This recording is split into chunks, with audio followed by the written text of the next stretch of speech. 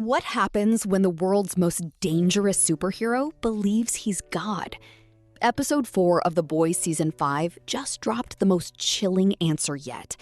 We witnessed Homelander at his absolute weakest, a father-son rivalry that turned deadly, and relationships crumbling under the weight of truth.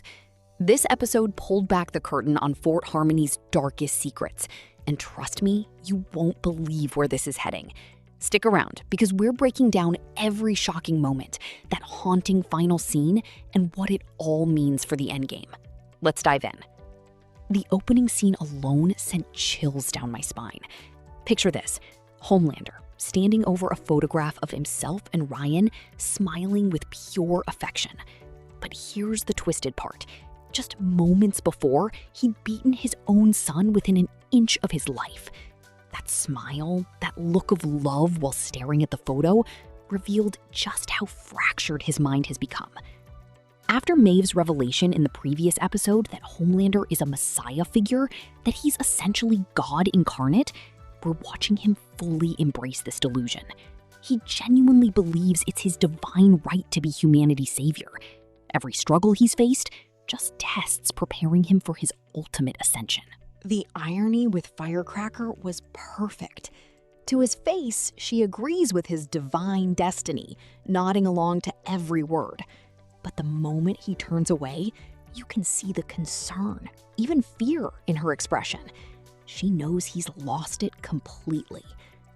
Here's what makes Homelander so dangerous. He desperately wants people to worship him without fear.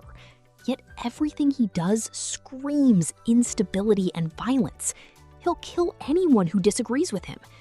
How can you build genuine devotion when your followers are terrified you'll laser them in half for questioning you? Now, let's talk about the elephant in the room: Soldier Boy. Homelander's relationship with his father is dripping with inferiority complex. Think about it. There's another superhuman out there who's immune to the virus, when Homelander isn't. Even worse, Soldier Boy doesn't age, while Homelander has a shelf life. How can someone claim to be God when they're mortal and their father isn't? This eats away at Homelander constantly. That's why obtaining the V1 compound has become an obsession. He needs to level the playing field. The tension escalated when Firecracker walked in and Homelander could smell Soldier Boy all over her. Combined with the previous episode's revelation that Soldier Boy knew Stormfront intimately, Homelander's realizing he can't do anything his father hasn't already done first. Talk about psychological warfare. Both powerhouses descended on Fort Harmony with opposite goals. Homelander to retrieve the V1, Soldier Boy to destroy it. But here's where things got absolutely insane. The toxoplasmosis in the air forced their deepest resentments to the surface.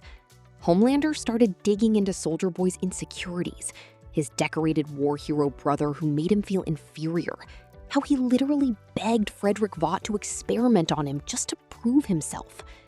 But Soldier Boy struck back hard, winding Homelander up in a suit-proof cell coated in enriched uranium. For the first time ever, we saw Homelander genuinely weakened. He was coughing, his skin peeling away, his mental state deteriorating into even deeper delusion. The real gut punch came when Soldier Boy admitted he couldn't stand him.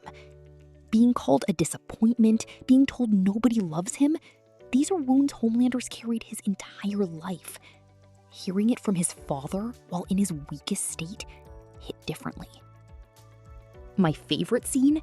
When Butcher found Homelander in that cell and realized they didn't have the virus. Because if they did, Homelander would have already used it. Even in his weakened state, Homelander was laughing, mocking, promising to flay Butcher and Starlight alive. He screamed about it being his divine birthright and destiny. The fame Soldier Boy mocked him for chasing, Homelander doesn't want that anymore. He wants worship.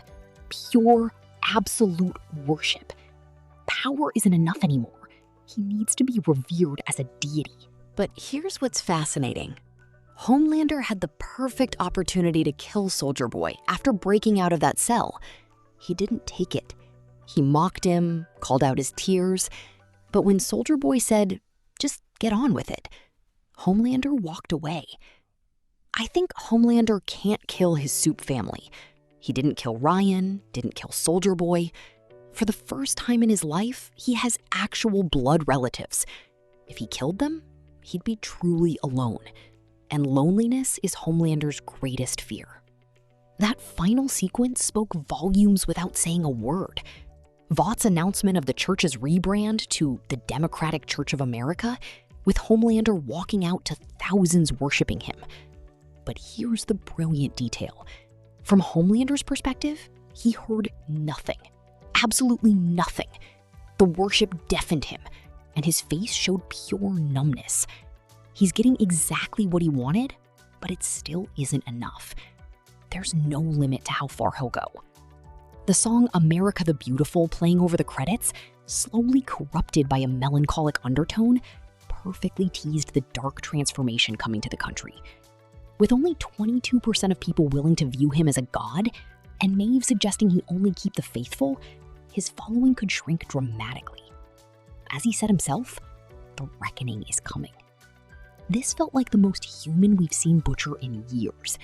Whether talking with Ryan or addressing the team before Fort Harmony, there was genuine emotion breaking through his hardened exterior. With the virus needing weeks to reach its previous potency after Samir's sabotage, Butcher wanted to destroy the V1 completely. No immunity for anyone. This clashed with the team's desire to protect Kimiko and Starlight from the virus pavey. It all circles back to Butcher's belief that the world would be safer without any soups at all. Remove Homelander and someone else just takes his place. It's an endless cycle. When Butcher brought Ryan back to recover, we saw genuine care in his actions. He sees Becca in Ryan, remembers his promise to protect him. Seeing Ryan battered and bruised makes Butcher feel like he's failed her. The toxoplasmosis revealed something terrifying about Butcher. It didn't actually change him. While everyone else's personalities warped, Butcher remained consistent. He's already at a point where attempting to kill people he supposedly cares about isn't surprising anymore. After flying off in episode 3, conflicted about her relationship with Huey after killing Sister Sage, Starlight returned to a past she'd avoided for 20 years. Meeting her father Rick shattered her assumptions. Despite the Homelander sign on his lawn, neither he nor his wife actually supported him. They were pretending to avoid being sent to camps, reflecting a huge portion of the population just going along with fascism out of fear. The only true believer was Starlight's younger brother Mason, indoctrinated by endless social media propaganda. A chilling reflection of how radicalization happens. Starlight discovered her father wasn't the villain she'd imagined. He left because he couldn't stand how her mother treated her like a potential god, but didn't want to crush young Annie's dreams. He watched her life from afar and moved on. But here's my prediction. Something terrible is coming for Starlight's family. We heard how the last person who spoke up about Starlight ended up in camps with their whole family. Showing us Starlight's father and his location wasn't random. It's setting up a weakness that can be exploited to draw her out. When Starlight reunited with Huey, they chose love over fear. They're back together, refusing to let terror control them. The apple didn't fall far from the tree. Soldier Boy and Homelander are remarkably similar, both consumed by inferiority complexes. Just as Homelander feels inferior to his father, Soldier Boy lived in his brother's shadow. He always knew he was entitled, desperate to surpass his war hero sibling. Getting V1 made him physically superior, but that emotional inferiority never left. When he encountered Quinn at Fort Harmony, someone tested alongside him who once viewed him as weak, all those feelings rushed back. That's why he killed him. He couldn't let someone who knew his weakness live. There was genuine fear when Soldier Boy looked at the Fort Harmony sign, skeletons in the closet he didn't want unearthed. After killing Quinn, openly telling Homelander he could kill him, Soldier Boy was a wounded animal feeling inferior for the first time. Will he return to Vought to lick his wounds, or remain in this broken state? Time will tell. The writing's been on the wall, but this episode made it explicit. The toxoplasmosis forced Kimiko to voice her true feelings about Frenchie. and they weren't kind. After everything, Kimiko admitted that if she survives this, she wants a peaceful life. But Frenchie is drawn to chaos. It's who he is. When he asked what this meant for them, the scene cut away without an answer. My prediction, when the show returns, they'll be done. They haven't felt the same this season, except during their reunion. They want different things, and sometimes love isn't enough. This was a strong episode, though it felt like the most filler of the 4 we've had so far. Still, it was great television that moved the story forward significantly. The parallels between Homelander, Soldier Boy, and Butcher were brilliantly highlighted. The 3 most powerful individuals in this story are connected by their shared destructive mindset, even as they hate each other. Annie finally got meaningful screen time, letting us understand her internal struggle instead of just seeing brief group interactions. My only complaint, Mother's Milk's transformation back to his earlier season personality felt abrupt. The hold Butcher suddenly has over him appeared out of nowhere. The standout moment was definitely Homelander in that uranium cell. Seeing him weakened and vulnerable while still remaining menacing and fragile simultaneously was powerful. If his downfall comes this season, it's going to be spectacular. With Bombsight taking the V1 first, we're apparently meeting a soup from the old days in the next episode. The race for V1 continues. We're halfway through season 5, and I can't believe this incredible show is ending. Since A-Train's death in episode 1, we haven't had another major character death. With only 4 episodes left, and this being the final season, I'm expecting a bloodbath.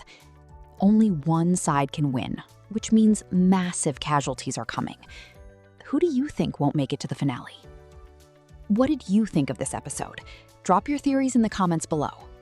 Don't forget to like and subscribe for more breakdowns as we head toward the epic conclusion of The Boys. Thanks for watching, and I'll see you in the next one.